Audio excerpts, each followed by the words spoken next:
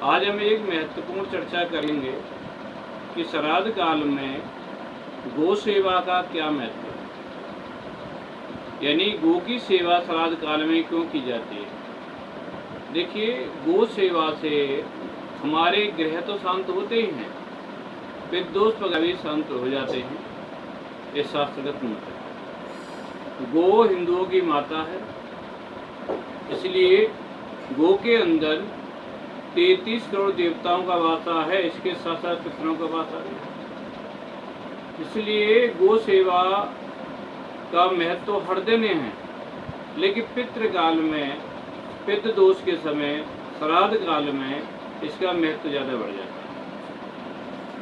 शास्त्र ऐसा मानते हैं कि गौ सेवा से हमारे पितृ शांत होते हैं और कुल की वृद्धि होती है। मैंने पहले वीडियो में बताया था कि पितृदोष होने पर कुल की वृद्धि रुक जाती है, कुल का विकास रुक जाता है, परिवार में अनाथ संकट आ जाते हैं, सबको गंभीर बीमारियां हो जाती हैं, सब के अंदर मानसिक विकार बन जाते हैं, एक दूसरे में स्नेह का विकास खत्म हो जाता है।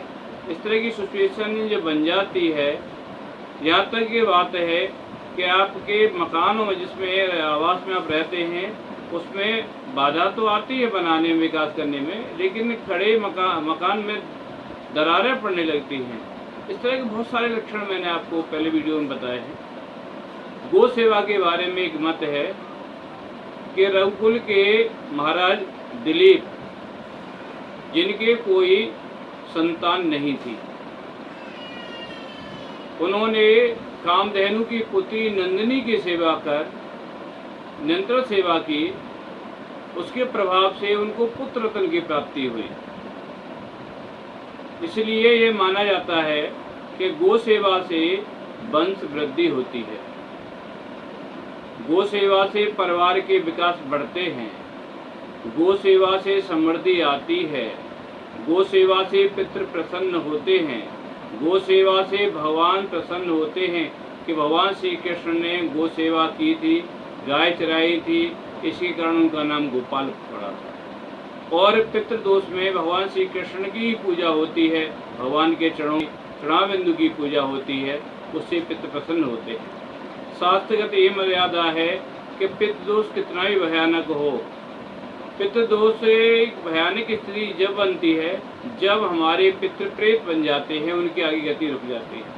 अगर ऐसी भी स्थिति बनी हुई हो तो आप निरंतर गौ सेवा करें और गोदान करें, तो आपकी समृद्धि होगी और आपका जो रुका हुआ विकास है वो होगा, पितृदोष दूर होगा, गाय के आशीर्वाद से भगवान भी प्रसन्न होंगे और आपको समृद्धि मिलेगी।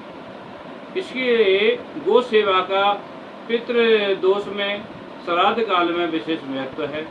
तो मित्रों, मैं आपसे एक अनुरोध करूंगा कि अगर आपकी समृद्धि नहीं है श्राद्ध करने की, अपने पितरों की सेवा करने की, भोजन कराने की, या पितरों को जल देने की, तो इतना अवश्य कर दें कि जिस दिन आपके पितरों की पुण्यतिथि हो उस दिन गौ के लिए ग्रास दें, गौ की सेवा करें, तो आपके पितर आपके अनुकूल होंगे और दोष दूर होगा। इसके साथ साथ एक अजीब स्थिति समाज में देखने को मिलती है, जब श्राद्ध की बात आती है तो लोग ये नहीं समझ पाते कि हम श्राद्ध करते क्यों हैं। कुछ लोग अपने पितरों का उपवास बनाते हैं, कुछ लोग तो जब काक बलि की बात आती है, कोई को ग्रास देने की बात आती है, तो लोग पूछते हैं कि हमारे पितर कौआ हैं, क्या हमारे पितर काक बन गए हैं। तो इस तरह की एक भ्रांति समाज में है। तो मैं कौआ के ग्रास की सेवा के बारे में और बताना चाहता हूँ। वो कौआ को ग्रास क्यों दिया जाता है? देखिए, इसकी दो मान्यता है।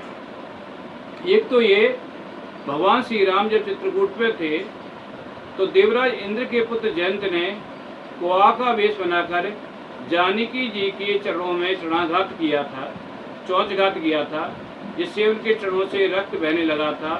और भगवान राम ने साकेत बाण के द्वारा उसकी एक नेत्र को घात कर दिया था, एक नेत्र को फोड़ दिया था, जिससे वो तीनों लोक में घुमाता, उसे कहीं भी शरणागत नहीं मिली थी, कहीं सहायता नहीं मिली थी। अंत में प्रभु शरण में आया और भगवान राम ने कृपा करके उसकी दोनों आंखों का तेज एक आंख में कर दिया और ये भी वरदान दिया जिधर भी दृष्टि करेगा उसी आंखों में तेज आ जाएगा, यानी काना तो रहेगा लेकिन तेज दोनों ही आंखों में काम करेगा।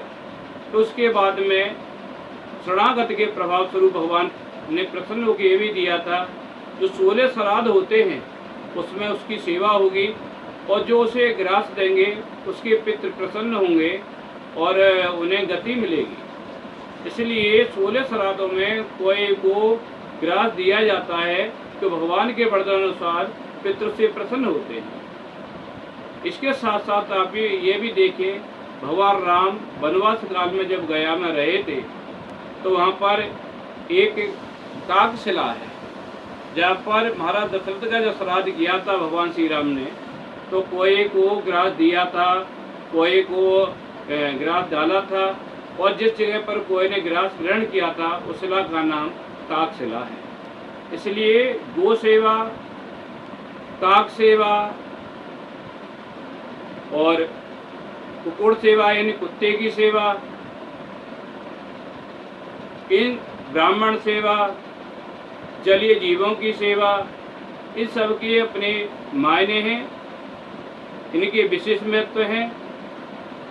वो अलग बात है, आपको उसकी जानकारी नहीं है, लेकिन इसका मतलब ये नहीं है कि आप इनकी सेवा कर रहे हैं तो उनका कोई महत्व नहीं है। इन सब के महत्व हैं, इसलिए इनको इग्नोर न करें, इनको न भूलें और जो शास्त्रों में मत बताया गया है उसके अनुसार सेवा करें। पितृ काल में जो सेवा की जाती है आपके परलोक को सुधारती है। मित्रों, कुछ लोग ये बार बार फोन करके पूछ रहे हैं कि श्राद्ध काल में हमें मंदिर में जोत जलानी चाहिए नहीं जलानी चाहिए, पूजा करनी चाहिए नहीं करनी चाहिए। देखो, मैंने पहले वीडियो में बताया है कि देव पूजन नहीं करना है, लेकिन भगवान का पूजन सर्वकाल में, सब अवस्था में, सब परिस्थितियों में होता है। भगवान के नाम से आपके पितृ प्रसन्न होते हैं, इसलिए भगवान के नाम की चर्चा खूब करिए।